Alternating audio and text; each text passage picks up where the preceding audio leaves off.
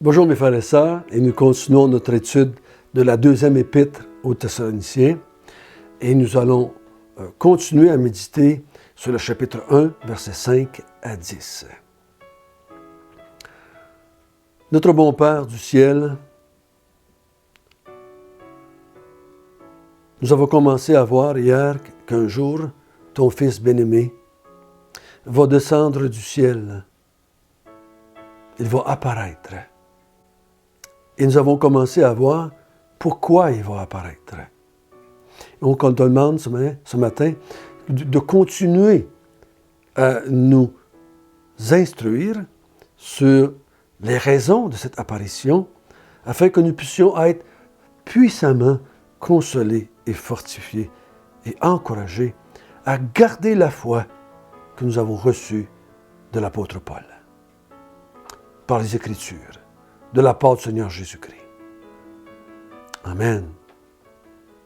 Vous savez, le Seigneur Jésus-Christ est venu une première fois. Et ça, bientôt, là, on va fêter Noël. Donc, le monde entier arrête et on parle de la naissance de Jésus. On n'en parle plus beaucoup. C'est plutôt enterré sous les cadeaux. Les cadeaux, présentement, enterrent la crèche. Quand j'étais jeune, la crèche était, où est-ce qu'on voyait Jésus, Marie, Joseph, était en prédominance. C'était ce qu'on voyait en dessous du sapin. Mais aujourd'hui, la crèche est pas mal enterrée. Hein? La plupart même en ont plus du tout dans les maisons. Il est venu une première fois. Et la Bible nous dit qu'il est venu pour sauver. Il le dit à plusieurs reprises pendant qu'il était sur la terre. Je ne suis pas venu pour perdre, mais je suis venu pour sauver. Et il nous a dit, avant de partir de ce monde, je vais revenir. Le jour qu'il est parti, les anges ont dit, il va revenir. Et l'apôtre Paul, ici, pour encourager les Thessaloniciens, leur dit, il va un jour apparaître. Pourquoi il leur dit cela?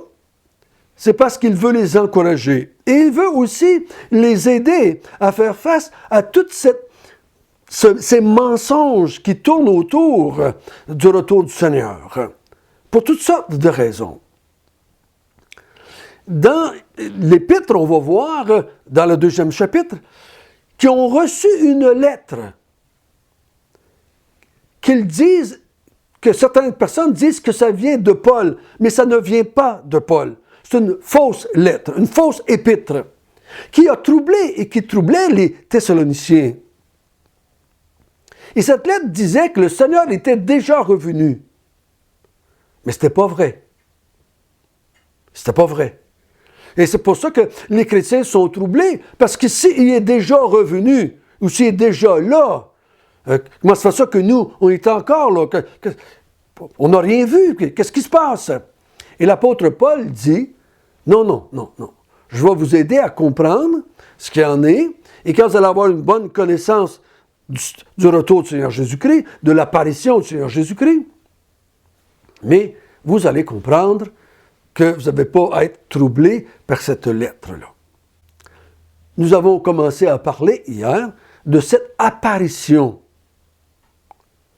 Que quand quelque chose est caché, qu'on ne voit pas, et que tout d'un coup il se manifeste, on appelle ça une apparition. Même certaines Bibles ont traduit « manifeste », il se manifestera du ciel. D'autres ont traduit « il va se révéler du ciel ». Donc, c'est tous des termes qui veulent dire la même chose, apparaître. On a commencé à voir hier ce que c'est que le texte nous enseignait. Mais on va le relire, versets 5 jusqu'à 10, et on va rajouter de l'information. C'est une preuve du juste jugement de Dieu, pour que vous soyez jugés dignes du royaume de Dieu pour lequel vous souffrez. Car il est de la justice de Dieu de rendre l'affliction à ceux qui vous affligent, et de vous donner, à vous qui êtes affligés, du repos avec nous, lorsque le Seigneur Jésus apparaîtra du ciel avec les anges de sa puissance, au milieu d'une flamme de feu, pour punir ceux qui ne connaissent pas Dieu et ceux qui n'obéissent pas à l'évangile de notre Seigneur Jésus. Ils auront pour châtiment une ruine éternelle, loin de la face du Seigneur et de la gloire de sa force. Lorsqu'il viendra pour être, en ce jour-là, glorifié dans ses saints et admiré dans tous ceux qui auront cru, car notre témoignage auprès de vous a été cru. Quand on souffre pour le Seigneur Jésus-Christ, comme j'ai dit dans les premières vidéos, beaucoup d'hommes et de femmes ont abandonné parce qu'ils ne voulaient pas souffrir au nom du Seigneur Jésus-Christ. Ils voulaient avoir le ciel. Ils voulaient aller au ciel quand ils mourraient. Ils voulaient être avec Dieu quand ils partiraient de ce monde. Oui, ils voulaient. Mais ils n'étaient pas prêts à souffrir pour le nom du Seigneur Jésus-Christ. Donc, c'est la souffrance, comme on a vu au verset 5, est une espèce de filtre pour faire tomber, je dirais, les faux croyants. Aujourd'hui, quand des gens souffrent, dans certains pays, c'est des souffrances très violentes, beaucoup vont abandonner la foi parce qu'ils ne veulent pas souffrir. Ils ne veulent pas être rejetés. Ils ne veulent pas être persécutés. Donc, ils abandonnent. Ils rejettent la foi. D'autres fois, l'Église, au lieu d'abandonner la foi, ils vont diluer la foi. Ils vont diluer l'Évangile. On a vu ça à travers l'histoire. L'Église, soi-disant, réduit l'Évangile et n'en fait un évangile humaniste. Un évangile de santé et de prospérité. Donc, ils essaient de diluer le message du Seigneur Jésus-Christ pour ne pas être persécutés. Mais ça, ce n'est pas des croyants. C'est des faux croyants. Parce qu'ils changent l'Évangile pour ne pas souffrir. D'autres, eux autres vont juste faire disparaître l'Évangile, tout simplement. Ils vont ramener l'Évangile à une mise en pratique de ce que Dieu demande, des commandements de Dieu, pour être des meilleures personnes, pour être des meilleurs citoyens, être des meilleurs parents, des meilleurs enfants. Donc l'Évangile est enlevé et on remplace l'Évangile par une pratique religieuse, tout simplement. Et là, vu qu'on se donne on travaille fort pour s'améliorer et pour être des bonnes personnes dans la société, en faisant du bien, des bonnes œuvres, en faisant ceci, en faisant cela dans la société, afin de pouvoir annoncer l'Évangile, finalement, sans être trop persécuté. Mais ça, ce n'est plus l'Évangile. On diminue l'Évangile, on change l'Évangile. Jésus nous a dit, pendant qu'il était sur la terre, « Ils m'ont fait souffrir. Ils vont vous faire souffrir. Ils m'ont haï. Ils vont vous haïr. Ils vont traiter les serviteurs de la même manière qu'ils ont traité le Maître. » Pour Jésus, il n'y avait pas d'équivoque. La souffrance faisait partie de la vie chrétienne. Si j'abandonne le Seigneur Jésus-Christ, ou si je change l'Évangile pour ne pas souffrir, je ne suis plus un croyant. Je ne suis plus un croyant. Ici, on parle de personnes qui souffrent et acceptent de souffrir, et ceci les rend dignes du royaume de Dieu. On a vu que quand il va apparaître du haut du ciel, il va donner du repos à ceux qui sont affligés. Pas à tout le monde qui souffre. On entend ça souvent. « Ah, il a tellement souffert dans sa vie qu'il est certainement allé au ciel après. » Maintenant, il se repose. Ça, c'est un mensonge. Les souffrances que nous avons dans ce monde viennent du fait que Dieu a châtié le monde à cause du péché du monde.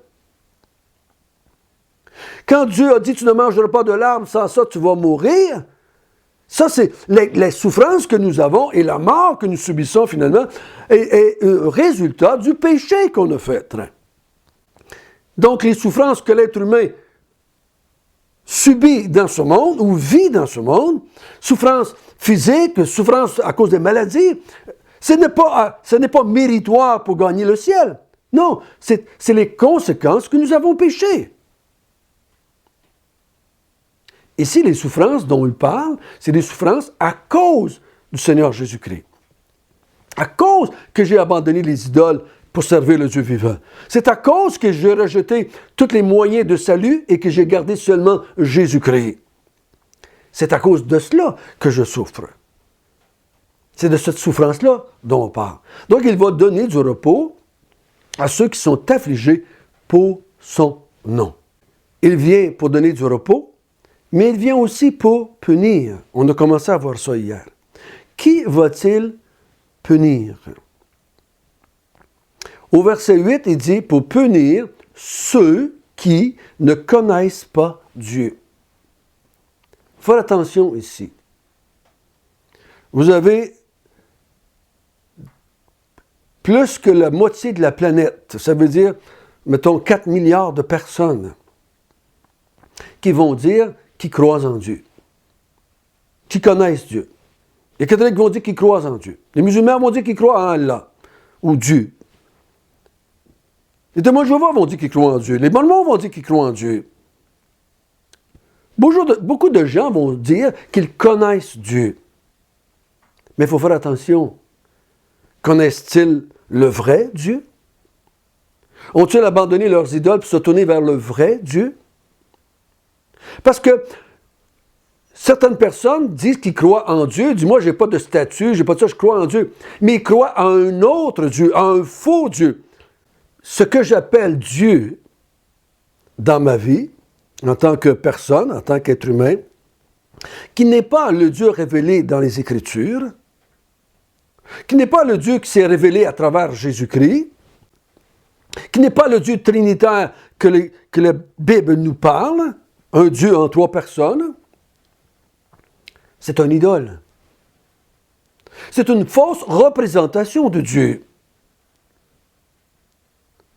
Donc, il ne faut pas penser à cause que toute personne qui dit qu'il y a un Dieu qui existe à quelque part, que c'est des gens qui connaissent Dieu et qui ne sont pas punis.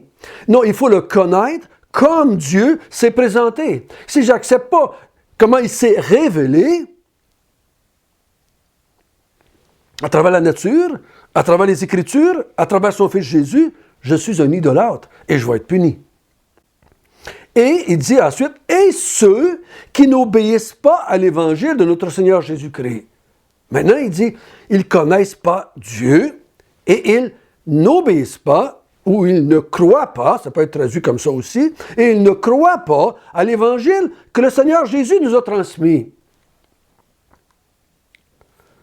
Je vous dirais que peut-être moins que la moitié, mais mettons le tiers de la planète, disent aujourd'hui qu'ils croient à l'Évangile.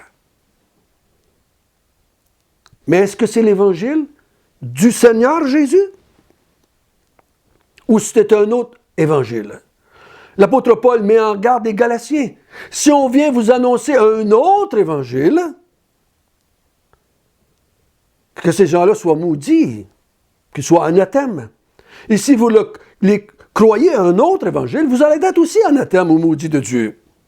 Il faut bien faire attention, est-ce que l'évangile que j'ai entendu, est-ce que l'évangile que je crois est l'évangile du Seigneur Jésus-Christ? Aujourd'hui, j'entends plein de monde sur les médias, dans les livres, il y a plein de monde qui disent annoncer l'évangile, ils n'annoncent plus l'évangile du Seigneur Jésus-Christ. Ils annoncent un évangile complètement humaniste, complètement dénudé de toute la gloire de Dieu. Jésus est venu sur la terre juste pour les êtres humains. C'est les êtres humains qui sont le centre, c'est les êtres humains qui sont importants. Et Dieu t'aime tellement qu'il est venu, il a donné son Fils pour te sauver, parce qu'il t'aime tellement. Ça, c'est un évangile humaniste. Dieu a donné son Fils pour venir te sauver, afin de faire de toi un serviteur pour la gloire de Dieu. Alors ça, c'est un autre fait. Il faut vraiment faire attention. Des fois, j'écoute des affaires à la télévision, ou sur Internet, des gens qui annoncent l'Évangile, mais ils ne parlent jamais de se repentir envers Dieu. Ils disent jamais aux gens qu'ils doivent se convertir au Dieu vivant. Jamais. Ils n'annoncent pas l'Évangile. Hein? Ils annoncent un autre Évangile. Donc, mon ami, mon frère, ma soeur, fais attention. Est-ce que l'Évangile que tu as reçu dans ton Église, est-ce que l'Évangile que tu annonces toi-même est-elle l'Évangile du Seigneur Jésus-Christ? C'est pas à cause que toi, tu dis que c'est l'Évangile du Seigneur Jésus-Christ. Tu dois vérifier. Tu dois vérifier. Tu dois prendre le temps de t'arrêter et dire, est-ce que l'Évangile que je crois est vraiment l'Évangile du Seigneur Jésus-Christ? Parce que sans ça, si j'ai obéi à un autre Évangile, je vais être puni lors de l'apparition du Seigneur Jésus-Christ. Je vais être puni. Donc, il vient pour donner du repos à ceux qui ont accepté de souffrir jusqu'à la mort pour le Seigneur Jésus-Christ. Qui, eux, connaissent Dieu, qui, eux, croient à l'Évangile du Seigneur Jésus-Christ. Et il vient pour punir ceux qui ont fait souffrir, ceux qui croyaient, qui connaissaient Dieu et qui croyaient au Seigneur Jésus-Christ, à son Évangile. Et il va punir tous ceux qui ne connaissent pas le Dieu de la Bible, ne connaissent pas ce Dieu trinitaire, Dieu le Père, Dieu le Fils et Dieu le Saint-Esprit, qui ne connaissent pas l'Évangile du Seigneur Jésus-Christ, mais qui présentent un autre Évangile. C'est ceux-là dont j'ai le plus peur. Ceux qui sont les plus trompeurs, ce n'est pas ceux qui disent que Jésus est un extraterrestre, puis il ne faut pas croire en lui, que c'était une espèce de... Il y en a qui disent qu'il était un homosexuel, il y en a qui disent qu'il avait plusieurs femmes, puis il y en a qui disent n'importe quoi par rapport à Jésus. Ceux-là sont moins énervants jusqu'à un certain point. Mais ce qui est le plus énervant, c'est ceux qui présentent des demi-vérités. Un évangile truqué, truffé de mensonges. Oui, il parle de Dieu, il parle de Jésus, mais Jésus est-il vraiment Dieu? Jésus est-il vraiment fait-il partie vraiment de la Trinité? Il change l'Évangile en quelque chose d'autre, puis ils disent, avec la Bible dans les mains, ça c'est l'Évangile de Dieu. Il faut faire attention, parce que ceux qui ne connaissent pas Dieu, et ceux qui ne croient pas à l'Évangile, vont subir, comme il dit au verset 9, un châtiment, une ruine éternelle, loin de la face de Dieu et loin de sa force. Ceux qui vont être punis ne vont pas être punis pour un temps, ne vont pas être punis pour quelques années ou quelques milliers d'années dans le purgatoire. Ils sont punis, ils ont une ruine éternelle, que ça ne va jamais arrêter. Ils vont souffrir éternellement. Ce n'est pas la destruction de l'âme et du corps. C'est une punition parce qu'ils vont souffrir comme ils ont fait souffrir les enfants de Dieu. Donc, la punition va être énorme. Énorme. Va être éternelle. Donc, Paul, il dit, encouragez-vous, frères et sœurs. Encouragez-vous, persévérez dans la foi, gardez l'Évangile transmis par le Seigneur Jésus-Christ, ne la changez pas, et quand le Seigneur Jésus va revenir, il va vous donner du repos. Nous allons voir demain une autre facette de l'apparition du Seigneur Jésus-Christ. Notre bon Père du ciel, merci que tu viens bientôt, que tu vas apparaître bientôt. Le jour vient. Le jour vient. Où est-ce que tu vas venir? Donner du repos à tes enfants. Tu vas venir punir tous les autres. Parce que le monde dans lequel je vis est rempli de gens qui nient l'existence de Dieu, donc sont loin de le connaître. Il y a plein d'autres mondes qui disent te connaître, mais ils connaissent un faux Dieu. Plein de gens disent qu'ils prêchent l'Évangile, mais ils ne la prêchent pas. Ils prêchent un autre Évangile. Mais ceux qui vont entrer dans ton repos, c'est ceux qui connaissent Dieu et ceux qui obéissent à l'Évangile du Seigneur Jésus-Christ. Amen.